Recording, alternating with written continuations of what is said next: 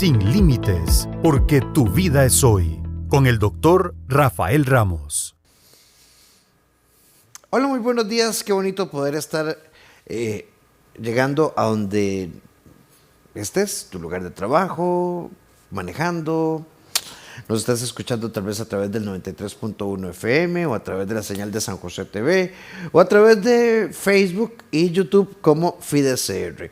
Recuerda nuestra cita los martes a las 11 de la mañana, acá en Sin Límites. Somos un grupo de profesionales en salud mental, salud emocional y otras áreas que hemos creado un espacio de discusión donde todos los martes tratamos de proponerte alternativas, herramientas sobre temas cotidianos que pueden significar una oportunidad de replantear y reescribir nuestra historia. Así que la invitación para que también durante nuestra transmisión entres a Facebook, FidesCR, y puedas conectarte ahí con tu comentario que para nosotros es importantísimo. Hoy vamos a estar hablando sobre un tema de familia. Si bien no existe la familia perfecta, sí hay muchas herramientas para poder construir una familia emocionalmente saludable. Y vamos a estar hablando de esto. Voy a poner un ejemplo típico. Nos quejamos del patriarcado, por ejemplo, todavía en el 2025 uno escucha en el modelo donde él es proveedor y ella administra el hogar, cuando venga su papá hablamos. ¿Esto te parece emocionalmente saludable? Bueno, ¿qué autoridad te das a vos misma? ¿Qué posición le das a tu pareja? Y de pronto llega tu pareja tan cansado que le parece una nimiedad, entonces ese día yo no me sentí respaldada, yo siento que vos me tenés para que yo emita justicia, y entonces en aquellos zambrotes no hablamos, y si hablamos nos culpabilizamos. Y si hablamos es para justificarnos. Entonces, bueno, comunicación, manejo de disciplina, tiempo, espacio, son elementos fundamentales para la salud mental. Estructuras de trabajo en casa son muchas, en el aspecto educativo, en el aspecto administrativo, en el aspecto financiero. Hay una distribución justa, hay conciencia, principio fundamental de salud mental y emocional. Sos un adulto funcional, o hay que recordarte que hay que poner platica, ¿verdad?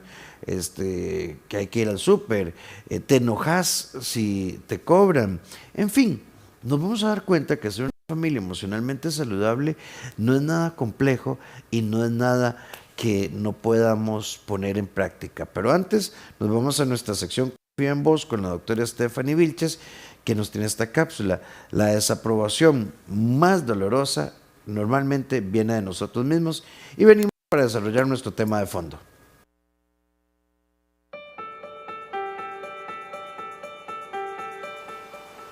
A veces cuando nos critican, no importa de quién viene la crítica, nos duele muchísimo.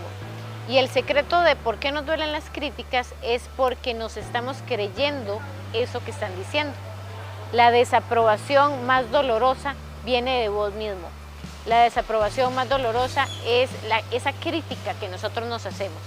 Por eso a veces nos dicen cosas lindas, pero si nosotros estamos criticándonos y estamos enjuiciándonos y señalando el error, ahí es donde nos duele. Te invito a darte cuenta dónde es que aprendiste a exigirte, dónde es que aprendiste a criticarte y cuándo eso se volvió la estrategia para sobrevivir. Cuando vas a ese lugar, date amor, date compasión y permítete vivir humano, humana, lleno de imperfecciones, pero viviendo libremente tu vida, la que es tuya, la que te pertenece.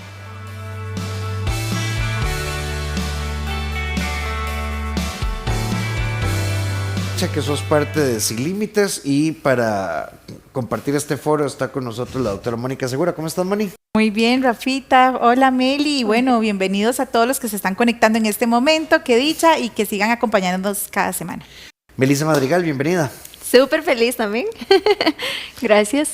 Cuando hablamos de salud mental y salud emocional, siempre estamos hablando, o por lo menos tenemos algunos estereotipos en nuestra cabeza que no debería ser tan complejo. Por ejemplo, a veces cuando hablamos de tener espacios personales estamos pensando donde yo me retiro a una montaña, ¿verdad? Y me conecto con los pajaritos mientras una brisa suave me refresca y hay un arroyo por ahí, un pequeño riachuelo, ¿verdad?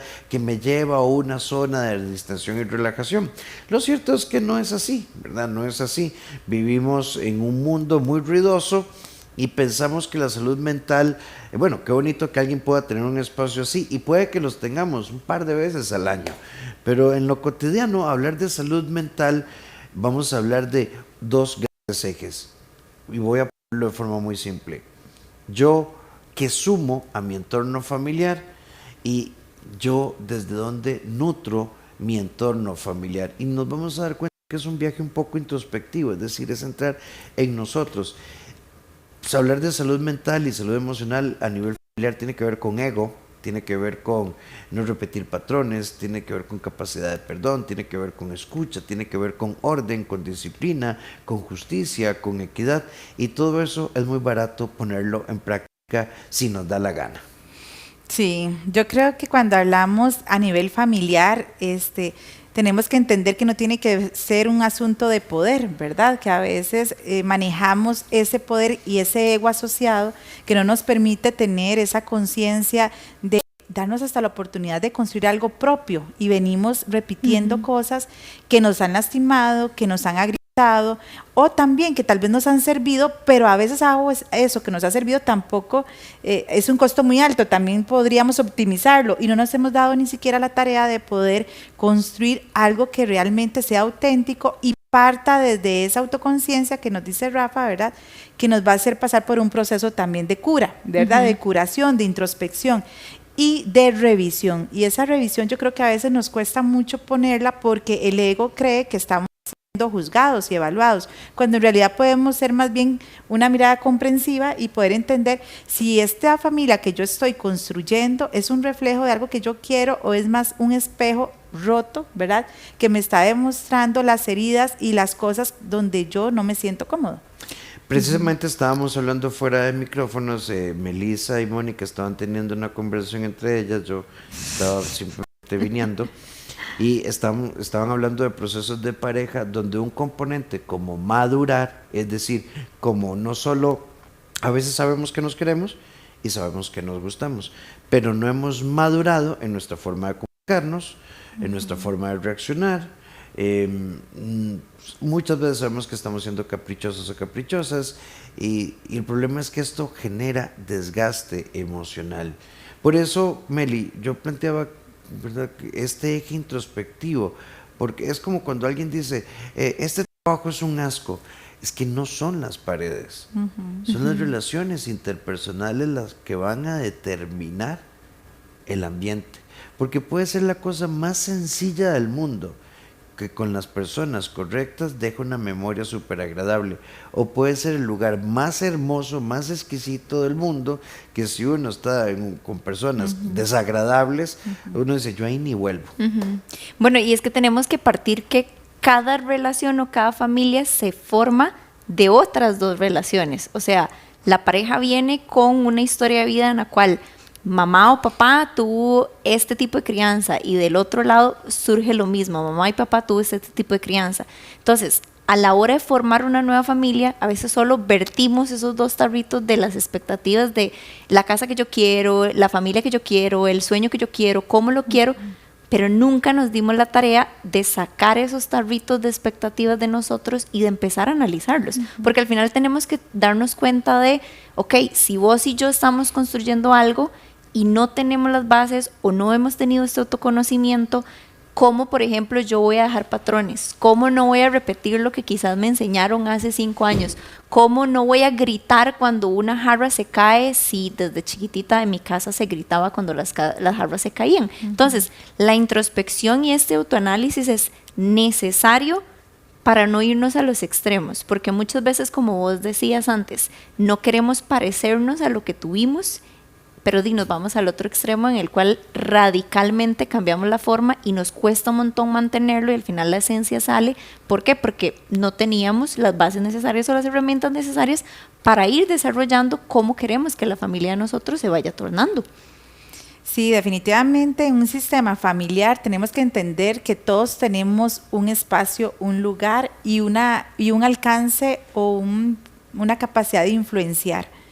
A veces creemos que definitivamente solo los que están ahí de autoridad, mamá y papá, generan un papel protagónico. Todos los miembros de la familia somos también capaces de generar cambios, estructura. Y sí, aunque a veces uno depende al inicio de lo que mamá y papá me digan o de los encargados o de las figuras más principales, ¿verdad? Dependiendo del contexto en que yo nazca, va a haber un momento en que usted debería desarrollar esa capacidad de voluntad y de análisis, no para victimizarse o no para juzgar o culpar o para seguir peleado con eso, pero sí para poder decir qué voy a hacer con todo esto, ¿verdad? Porque es necesario preguntarse qué voy a hacer ahora con esto. Entonces, una familia emocionalmente saludable requiere dos actores que en determinado momento también tenemos que reconocer desde dónde vengo. Voy a poner un ejemplo muy sencillo de lo que puede no ser tan saludable. Mónica viene de una familia con una historia de alcoholismo severa, con una disfuncionalidad severa, entonces típico, lamentablemente, como en diciembre a veces llegan el ahorrito navideño, el aguinaldo, antes llegaban los dividendos de las asociaciones, entonces hay más platilla, además se junta toda esa platilla con el salario habitual, entonces los recuerdos de Mónica son de guaro, desastres, gritos, pleitos, entonces Mónica odia la Navidad. Y cuando es adulta, ¿verdad?, las referencias que tiene hacia la Navidad son de dolor porque hay muchas heridas emocionales. Yo vengo de una familia, ¿verdad? Bueno, que ni la Virgen María le celebró el cumpleaños a Jesús, ¿verdad? Como lo hace ya mi familia, ¿verdad? Esa gente que empieza la Navidad, ¿verdad? Que ya el 16 de septiembre, ¿verdad? Ya está decorando la Navidad, apenas pasa las fiestas patrias.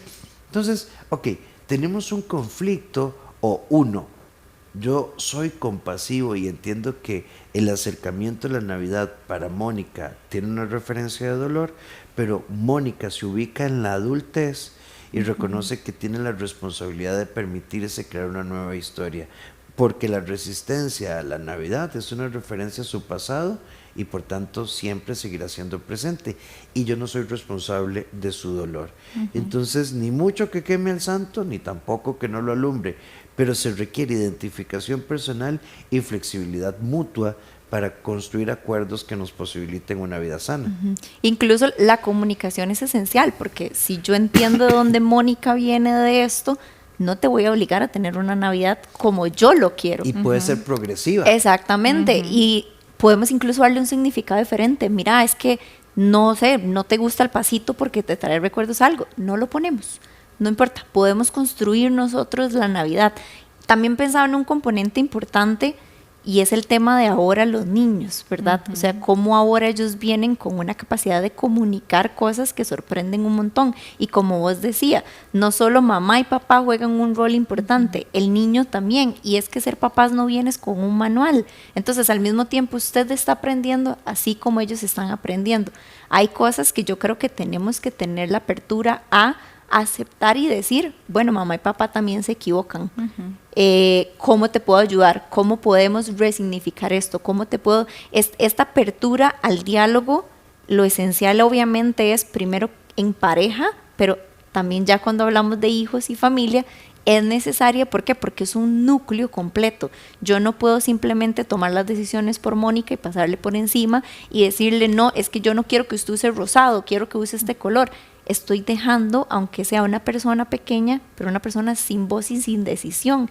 ¿Qué va a pasar en la vida adulta? ¿Cuáles son esos traumas que vamos a traer cuando estas cosas pasan? Y es que una familia saludable emocionalmente permite la escucha, ¿verdad? Yo creo que sí. Y me acuerdo de un caso donde han crecido en un contexto y uno de los hijos ya va entendiendo y dice, no me gusta cómo trata a mami. No me gusta cómo la trata, ¿verdad? Y no me gusta que cuando yo también le digo algo, me responde feo. Y luego es nada más, es que es su papá, recuerde, él no le gusta esto. Y cómo él va generando esa persona en su adolescencia voy diciendo, no, es que el otro es muy malcriado y la otra se deja, ¿verdad? Como responde. Y ya van generando esos criterios también que les dan referencia de autoestima, de pertenencia, de valor, de dignidad y de pilares como el respeto.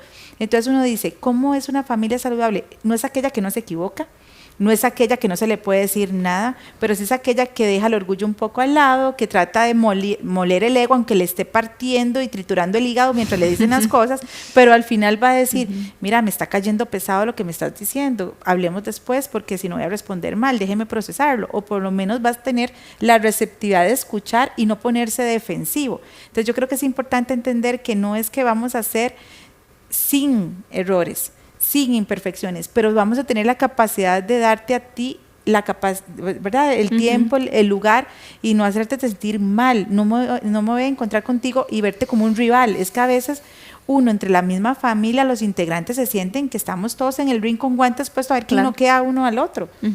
Un saludito a nuestro querido amigo y colega Mauricio Campos, que está con nosotros, a Sole Mena, que nos dice no es fácil, pero la humildad y la arrogancia, ¿verdad? La humildad puede ser el antídoto de la arrogancia. También a Leticia, a Marlene Flores, a Lorena.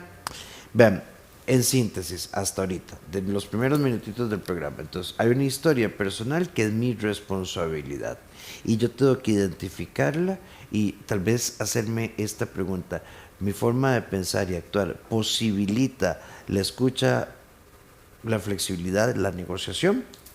¿O mi posición genera cada vez mayor fricción y tensión?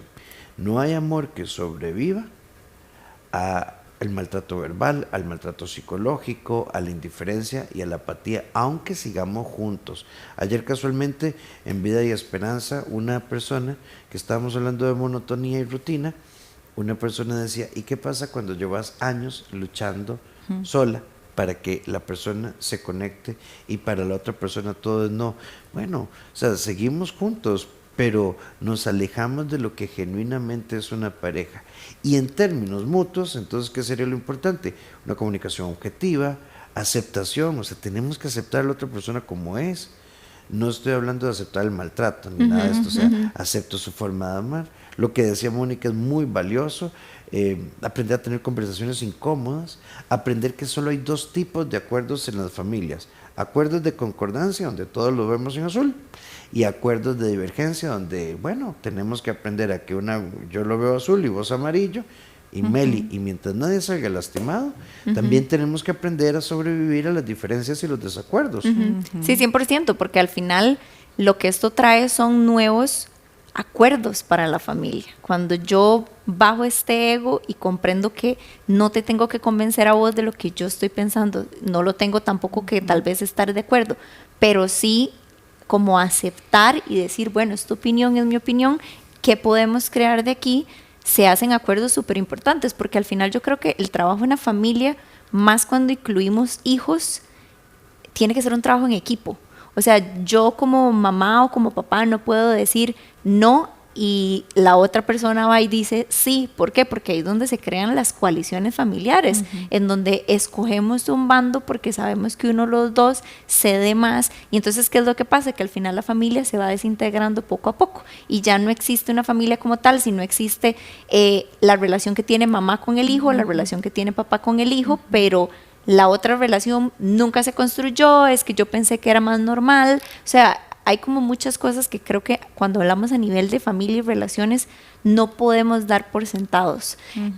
Escuchándote pensaba en algo muy vacilón. No sé si han visto, pero se viralizó como un tren en TikTok en donde la mamá le lee una serie como de frases que son como comunes. Y ella dice, en mi casa se hace. Y yo lo veía y yo respondía, lo que la mamá diga. Y el chiquito responde completamente otra cosa. Entonces, qué bonito también ver que es posible romper estos patrones con los que uno creció. Que quizás las mamás en épocas de nosotros crecieron desde una disciplina demasiado estructurada, pero fue lo que tenían en su momento.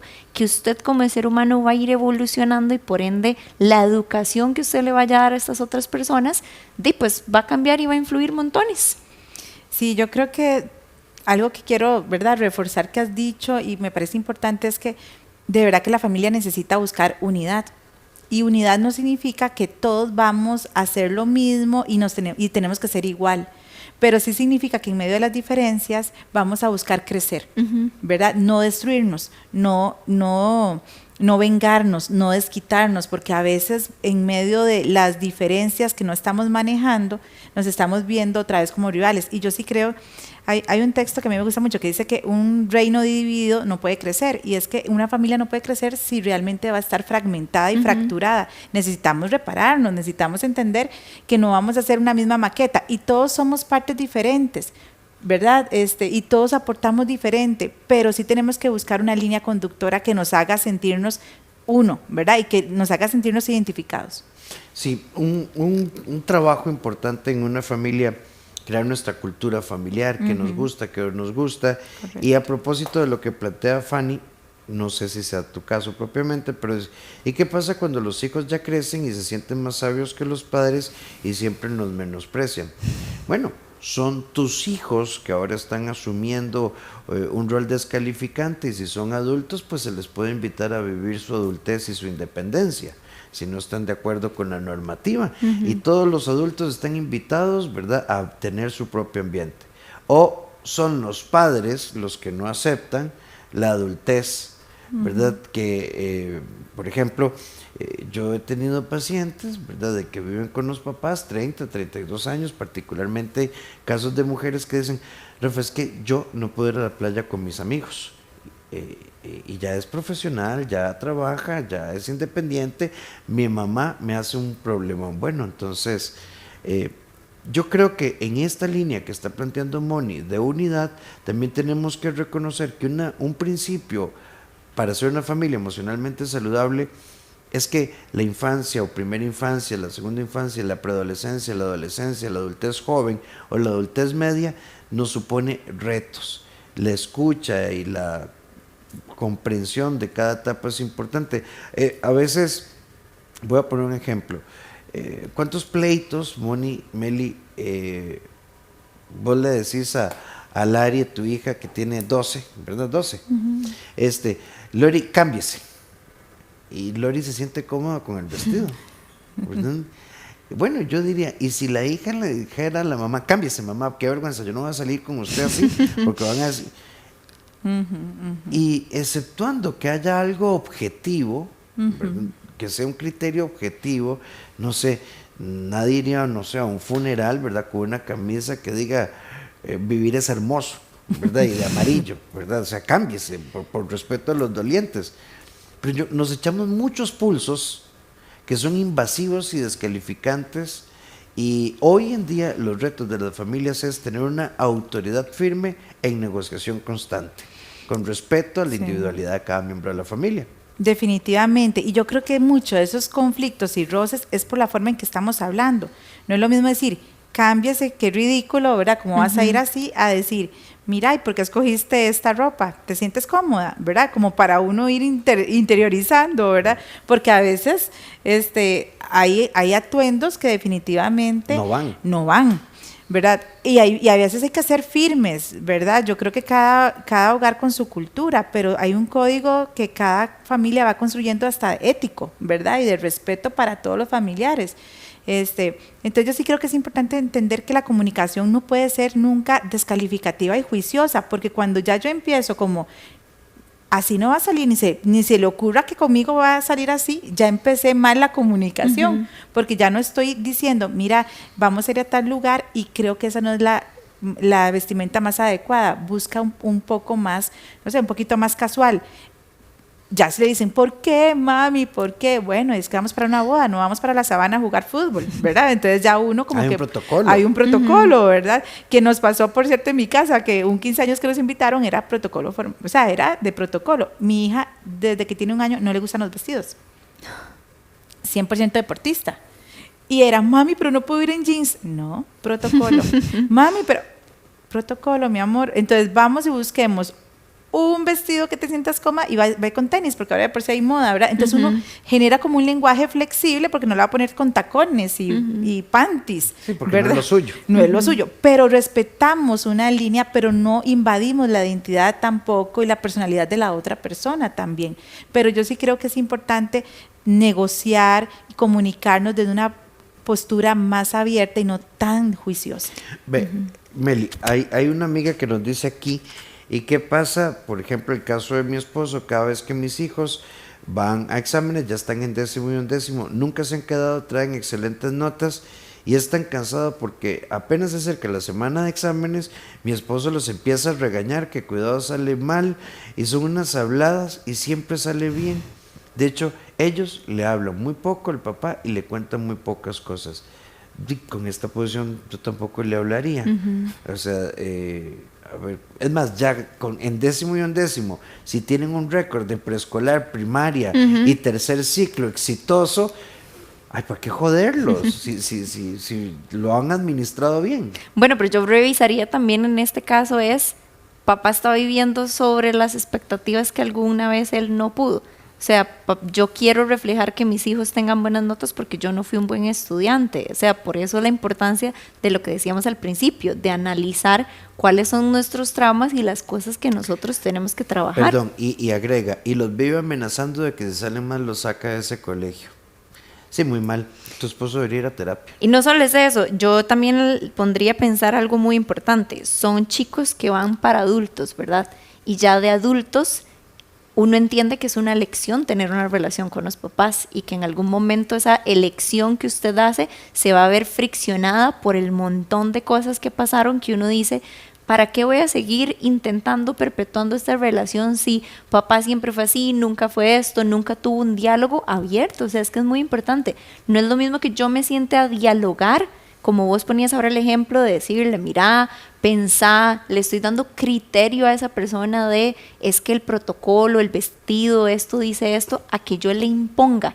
¿Por qué? Porque uno también puede ser muy estricto, pero no, educar no es igual a imponer lo que yo creo en las otras personas. Yo creo que como papás definitivamente tenemos que estar revisando nuestras posturas, porque esa postura que él está practicando no está acercando y generando más bien una capacidad de influencia, sino es una resistencia. Y esa postura era antes, a través de la amenaza, cuidado, ¿verdad? Porque es como, necesito saber que tengo el control. ¿Y por qué no cambiamos la postura de la amenaza, de la coacción, del regaño, de la advertencia, por más bien reconocer la confianza que le ha dado a sus hijos y decir más bien, porque él no se permite disfrutar esos logros de sus hijos y decir, ay chicos, gracias a Dios que con ustedes yo sé que lo tienen controlado, que vamos bien, ocupan algo de mí, en vez de decir, cuidado, salen mal porque los saco del colegio, es más bien, yo sé que ustedes siempre han salido bien, pero ocupan algo de mí, todo lo van entendiendo. Y cambiemos posturas y más bien reforcemos esa correspondencia que ellos les están dando una educación en paz, liviana y ligera, independiente, autónoma. No están requiriendo de la ayuda de él. ¿Y será que tal vez eso nos frustra? De no tener el control de todo. Sí, formar no es amenazar. Estar dibujando escenarios negativos y haciéndoles ver que el mundo es oscuro, malo y feo, ¿verdad? Y que les va muy mal si no hacen A, B, C o D. Eso no es formar, eso es coaccionar. Entonces, si tu esposo nos está escuchando, me encantaría que se contactara con Jeffrey Valerio en el CEDIC, que trabaja muy bien masculinidad, con Gilbert Carazo, con Milton Rosales, que son excelentes colegas. Ojalá. Vamos a hacer un corte, vamos a irnos un momentito a nuestra sección Sin Nudos Mentales y la doctora Melissa Madrigal precisamente nos cuenta, si tu mente es sana, tu cuerpo funciona mejor. Ya venimos.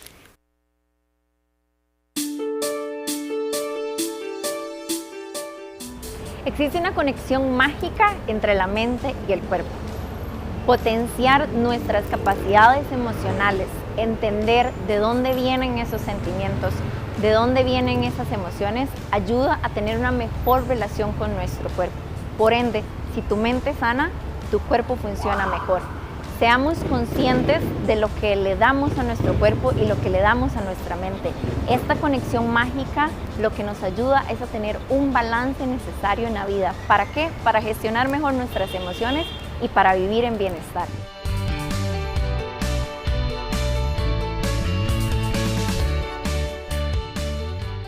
Recordad nuestra cita en vivo martes 11 de la mañana en simultáneo 93.1 FM, San José TV, en YouTube y Facebook como FIDECR y además nuestra repetición en Canal 1, domingo 6 de la tarde lunes 1 de la tarde. Por acá también un saludito a Rosa y, espere, porque ya ese, sin los anteojos no lo veo, y a Maco, ¿verdad? Lorena nos dice, muchas veces como papás cometemos muchos errores, pero nunca tuvimos un manual que nos enseñara, pero gracias a Dios pudimos salir adelante con nuestras hijas. Ya son profesionales y me siento muy bien, orgullosa de ellas, y con el tiempo he ido aprendiendo muchas cosas.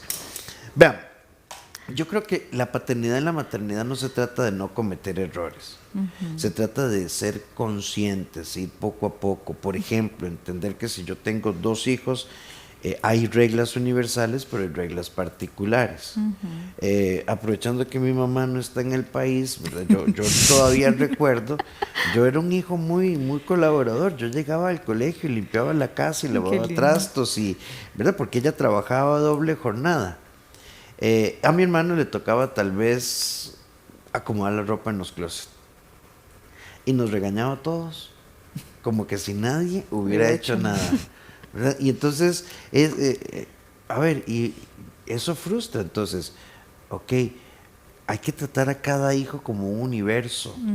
Hay algunos principios universales, como los valores, este tipo de cosas, pero yo sí creo que es muy importante que uno revise cómo se comunica, qué relación tengo con cada hijo. No es que se quieren más o menos, pero hay frecuencias de relación. Se tratan diferente. Y se tienen que tratar diferente no desde el favoritismo y discriminación, ¿verdad? Se tratan diferente porque cada uno, aunque sean del mismo género, tienen su esencia, tienen su tono de voz, su timbre, su particularidad y hasta eso, el tipo de expresión afectiva. Yo creo que algo que no hemos mencionado, pero también es parte de un pilar fundamental de la familia, es mi expresividad del afecto, no se asume. Y es eso, todo lo que hemos dicho, comuniquémonos bien, escuchemos, hablemos, cuidémonos, no impongamos. Estamos hablando de un lenguaje afectivo al final. Y nosotros decimos, ¿para qué le voy a decir que lo amo mucho? Si no, se lo demuestro, no tengo que ir a trabajar por él, no vengo a traer comida, pago el recibo, no se tiene que preocupar. No asumamos. La expresión del afecto no tiene que ver con sus responsabilidades. Eso es un tema suyo, pero la expresión del afecto tiene que ver con el valor que le da a esa persona, con el respeto, con el cuidado, con la correspondencia, con la sensibilidad, pero también con la firmeza y con la estructura.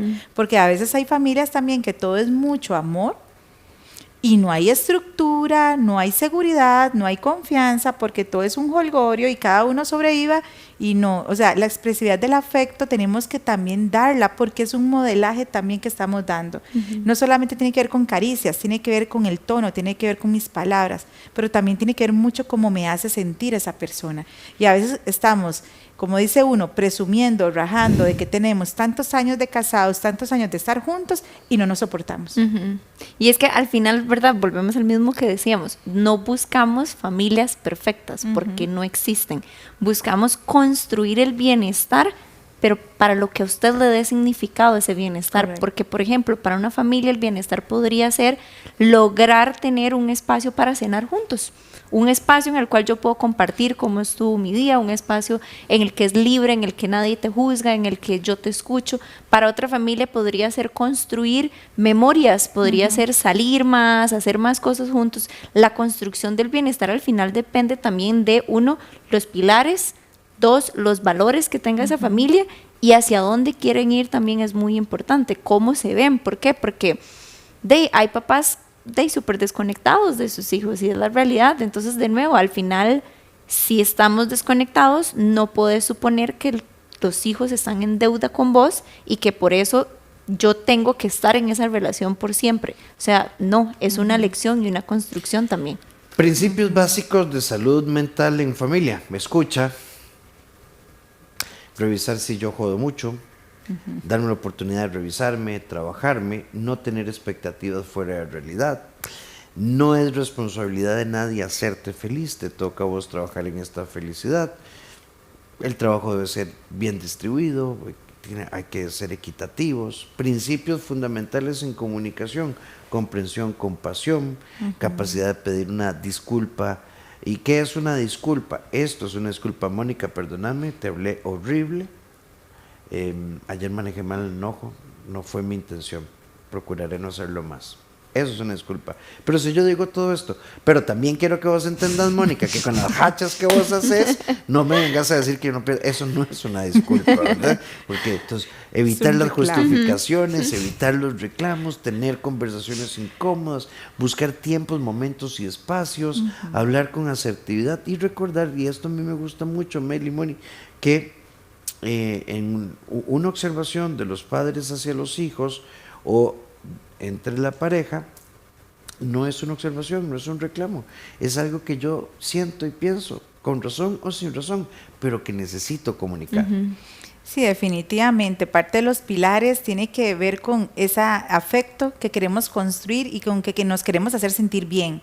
Y yo creo que hay algo que yo siempre digo, nos han enseñado mucho a trate a los demás como a ti te gustaría que te trataran. Para mí, eso lo aprendí de una colega y se lo agradezco porque de verdad que es un error. Yo no puedo tratar a los demás como a mí me gusta que me traten. ¿Por qué? Porque yo soy diferente y mi expresión de afecto, créame que es más seca que tal vez de otra persona, que es un poquito más alcachofa, ¿verdad? Más tierna. Yo tengo que mejor revisar cómo es esa persona, conocerla, darme la oportunidad, porque no la tengo que tratar como a mí me gustaría, sino como esa persona se sienta bien. Y si esa persona se siente bien, bajando el tono, porque a veces, ¿verdad? Yo siempre he hablado así. No, pero yo ocupo que me bajes el tono porque te estoy escuchando, ¿verdad? Entonces, tratemos a los demás como de verdad son. Con persona, obviamente no va a ser, ¿verdad? Mal por mal. Me refiero siempre en un término de valores, es de respeto, de comprensión, de autenticidad, no anulando a la persona, no queriéndola cambiar, pero sí entendiendo que somos diferentes y tenemos que llegar al punto de respeto, donde ambos nos sintamos escuchados y un acuerdo del bien común, porque no siempre vamos a pensar igual. Y que la culpa, ¿verdad?, viene a jugar también un papel muy importante. De nuevo, no existen madres ni padres perfectos, entonces tenés también derecho, y aquí hay una ventana importante de a veces no saber, a veces tener que pedir disculpas, a veces también es válido tener que decirle a los hijos, no estoy seguro qué decirte, pero dame un momento mientras, o me agarraste en seco, dame un momento para reintegrar esto y lo podemos conversar. O sea, entre menos o entre más alejados estemos de esa perfección, menos vamos a tener el sentimiento de no soy suficientemente, llena el espacio, buen papá, buen mamá, buena escucha, buena. No se trata de ser suficiente, se trata de más bien acercarnos a una versión completa de quién sos. No buscamos que los hijos nos amen por todos los premios que les damos, sino por la construcción, los valores y las cosas que les vamos dando. Y alguien por acá nos agrega, pero lo estoy anotando porque esto es realmente todo un tema. ¿Y qué pasa cuando tu hijo adolescente es un cochino? Hay que hacer un programa de adolescencia. El cerebro del adolescente es muy interesante, muy interesante. Y sí, todos perdemos la paz con la cochinada, porque además hemos hablado 700 veces, es más como esas frasecillas típicas, ya canté, ya bailé, ya grité, ya lloré, y vuelve a pasar, y uno hasta que siente donde el hígado, ¿verdad?, se pulveriza, pero no lo está haciendo por joder, no lo está haciendo por fastidiar. Esto no significa que no podamos formarlo, pero la adolescencia sí tiene algunas particularidades y yo como psicólogo me opongo a ese horrible término, la aborrecencia, porque tampoco es aborrecencia. El cerebro adolescente es muy particular y les prometo que vamos a programar un foro sobre adolescencia. Moni, tips. Bueno, yo creo que es definitivamente tener la voluntad de querer ser discípulo también en el proceso de familia y de crianza. No siempre seremos maestros por más posición que tenga usted de mamá, papá, encargado. Tenemos que buscar siempre ese apoyo, esos recursos, no creer que no tenemos un manual, está bien, pero tampoco creer que todo lo sabemos, porque a veces nos vamos a esos extremos.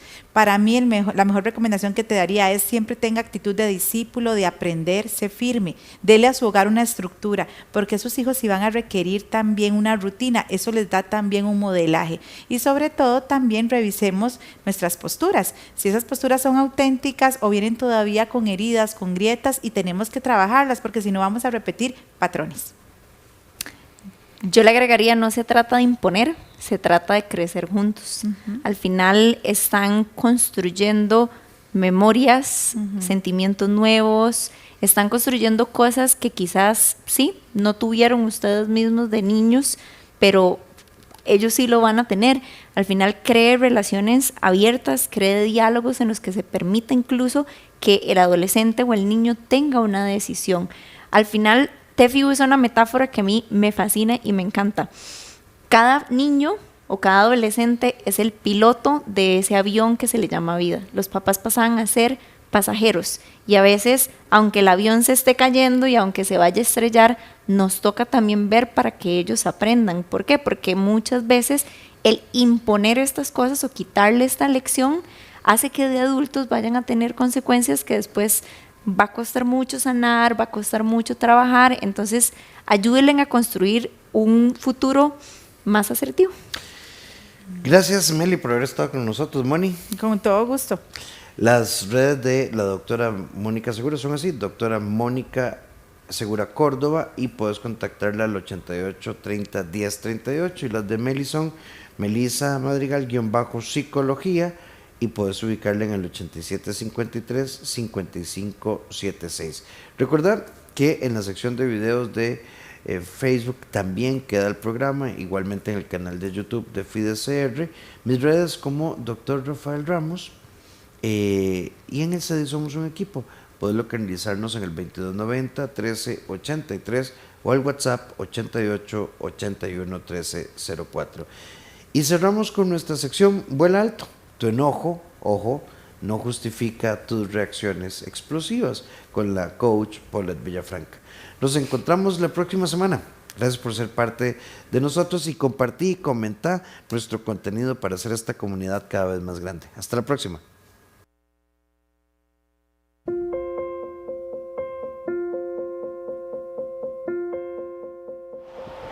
El dolor que sentís no justifica tus reacciones explosivas. Definitivamente, si constantemente ese dolor que tenés, ese odio, esa envidia, explota con los demás que realmente no tienen la culpa, es hora de que empeces a trabajar en vos. Como siempre te recomendamos, busca profesionales que te puedan ayudar a poder canalizar ese dolor y esa explosión hacia los demás. Hay muchas personas que están ahí a tu lado y solamente quieren apoyarte y acompañarte, y no precisamente es justo que vos explotes de una manera con rabietas y demás. Revísate.